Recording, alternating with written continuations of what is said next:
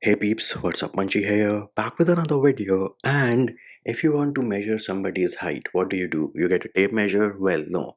You take out your iPhone 15 Pro Max or the iPhone 15 Pro. Once you do that, you can go into the utilities section and you can open the measure application. Once you've opened the measure app, make sure you are in the measure mode on the bottom and not in the level mode. Next thing, you will ask the person to stand with their back against a wall, and then you're going to point your iPhone towards them with the measure phone open, making sure that the head and the toe of the person are in the frame.